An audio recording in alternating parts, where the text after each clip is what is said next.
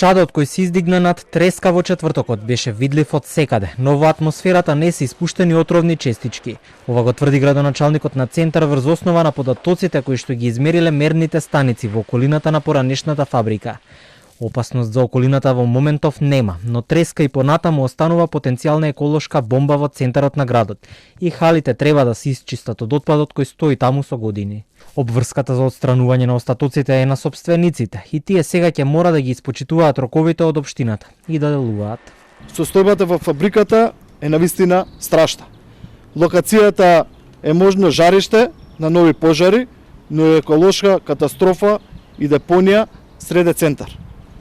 Таму согласно законските прописи, самите сопственици на објектите треба да се ги исчистат отпадот по налог на општината и останатите надлежни институции.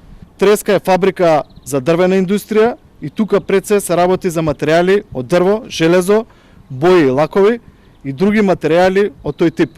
Просториите каде што некогаш се произведувало мебел деновиве беа посетени од увидните екипи кои дел по дел собираа евентуални докази и бараа траги.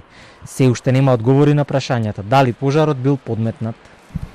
Представниците од Министерството за внатрешни работи на штабот не известија дека увидот е завршен, но во тек е предиздржна постапка на јавното обвинителство. Пошто ќе ги знаеме конечните чекори за понатамошно постапување. 2 часа по пожарот во четвртокот градоначалничката на Скопје Данила Арсовска пред камерите на медиумите кажа дека има индиции дека пожарот е подметнат. Во одговор за Телма од град Скопје истакнуваат дека ќе соработуваат со институциите за да се забрза истрагата. Исклучително е важна и радува брзата реакција на надлежните институции за превземање мерки со цел откривање на причините за настанатиот пожар, особено имајќи предвид дека со истиот беа загрозени голем број околни стамбени куќи и деловни објекти кои се под општина Центар. Надлежните органи кои ги водат процесите ќе информираат за текот на истите, а градот и противпожарната бригада активно ќе придонесат со цел превенција на идни ризични интервенции.